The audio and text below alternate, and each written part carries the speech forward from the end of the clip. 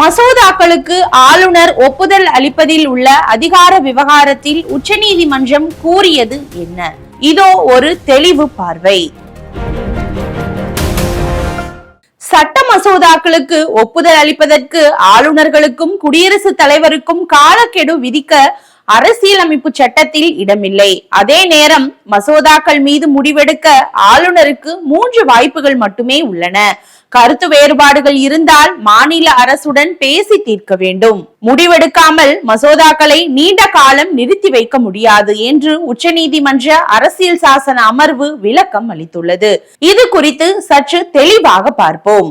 மசோதாக்களுக்கு ஒப்புதல் அளிப்பதில் குடியரசுத் தலைவருக்கு உள்ள அதிகாரங்கள் குறித்து விளக்கம் கோரி உச்சநீதிமன்றத்திற்கு 14 கேள்விகளை குடியரசுத் தலைவர் திரௌபதி முர்மு எழுப்பியிருந்தார். இது தொடர்பாக உச்சநீதிமன்ற தலைமை நீதிபதி PR கவாய் தலைமையிலான அரசியல் சாசன அமர்வு கடந்த ஆகஸ்ட் மற்றும் செப்டம்பரில் 10 நாட்கள் விசாரித்தது. மத்திய அரசின் solicitor general Tushar Mehta, attorney general R Venkataramani ஆகியோர் வாதிட்டனர். அனைத்து தரப்பு வாதங்கள் நிறைவடைந்த நிலையில் மசோதாக்களுக்கு ஒப்புதல் அளிக்க கால நிர்ணயம் செய்த விவகாரத்தில் குடியரசுத் தலைவரின் கேள்விகள் மீதான விளக்கத்தை உச்சநீதிமன்றம் தள்ளி வைத்திருந்தது. இந்த நிலையில் குடியரசுத் தலைவரின் கேள்விகளுக்கு உச்சநீதிமன்றம் வியாழக்கிழமை விளக்கமும் அளித்துள்ளது. அந்த விளக்கத்தில் மசோதாவுக்கு ஒப்புதல் அளிக்காமல் நிறுத்தி வைக்க ஆளுநருக்கு அதிகாரம் இல்லை, மசோதாவுக்கு ஒப்புதல் அளிக்க வேண்டும் அல்லது குடியரசுத் தலைவரின் பரிசீலனைக்கு அனுப்ப வேண்டும் அல்லது மசோதாவுக்கு ஒப்புதல் அளிக்க மறுத்து சட்டப்பேரவைக்கு கருத்துக்களுடன் திருப்பி அனுப்ப வேண்டும். அரசியல் அமைப்பு சட்டத்தில் இந்த 3 வாய்ப்புகள் மட்டுமே ஆளுநருக்கு வழங்கப்பட்டுள்ளது. ஆளுநர் பொதுவாக அமைச்சரவையின் ஆலோசனைப்படி செயல்பட வேண்டும். இருப்பினும் அவர் தன் விருப்புரிமை அடிப்படையில் செயல்படவும் அரசியல் அமைப்பு சட்டம் அதிகாரம் தந்துள்ளது.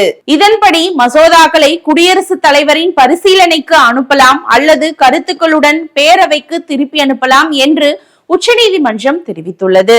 மேலும் மசோதாக்கள் மீது ஆளுநர் எடுக்கும் முடிவுகளை நீதிமன்ற வழக்கு விசாரணைக்கு உட்படுத்த முடியாது.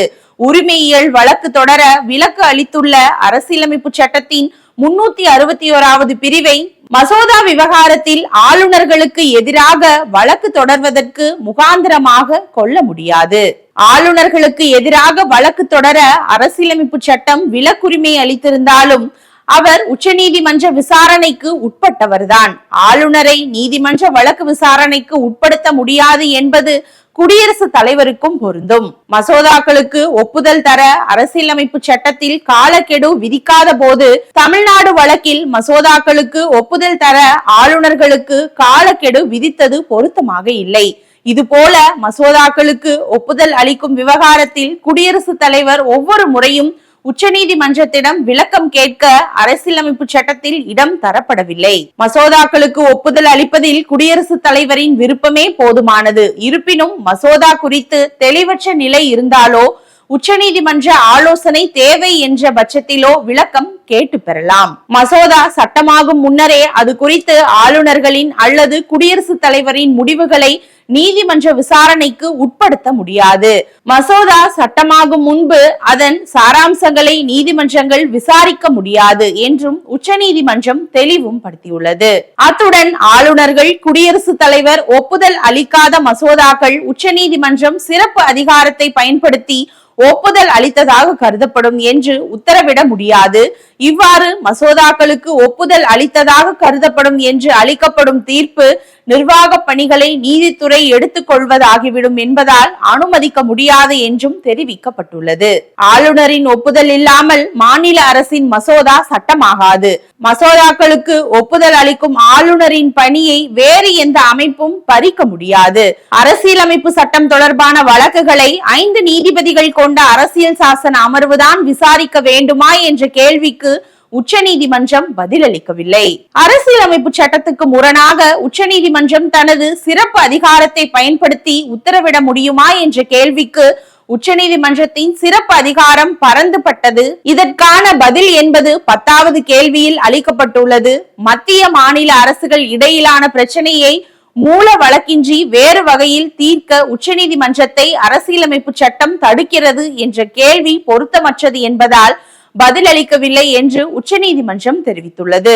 உச்சநீதிமன்றம் அளித்துள்ள இந்த விவகாரம் குறித்து திமுக மூத்த வழக்கறிஞர் பி வில்சன் எம்பி கூறும்போது, உச்சநீதிமன்றம் தற்போது வழங்கி இருப்பது வெறும் சட்ட ரீதியிலான ஆலோசனை மட்டுமே. இது கடந்த 2023 ஏப்ரல் மாதத்தில் தமிழக அரசு ஆளுநருக்கு எதிராக போராடி பெற்ற தீர்ப்பை எந்த வகையிலும் கட்டுப்படுத்தாது. உச்சநீதிமன்றத்தின் ஆலோசனைகள் தற்போது குடியரசுத் தலைவருக்கு அனுப்பி வைக்கப்பட்டுள்ளன. அதை ஏற்பதும் ஏற்காததும் குடியரசுத் தலைவரின் விருப்பம். இந்த ஆலோசனை உச்சநீதிமன்றத்தையே கட்டுப்படுத்தாத போது உச்சநீதிமன்றத்தின் முந்தைய உத்தரவின்படி நிறைவேற்றப்பட்ட 10 மசோதாக்களின் செல்லுபடி தன்மையை ஒருபோதும் பாதிக்காது. மேலும் ஆளுநர் மசோதாக்களை கிடப்பில் போடாமல் நியாயமான காலத்துக்குள் முடிவெடுக்க வேண்டும் என்றும் உச்சநீதிமன்றம் சுட்டிக்காட்டியுள்ளது. இதில் காலதாமதம் ஏற்பட்டால் நீதிமன்றத்தை நாட மாநில அரசுக்கு உரிமை உள்ளது.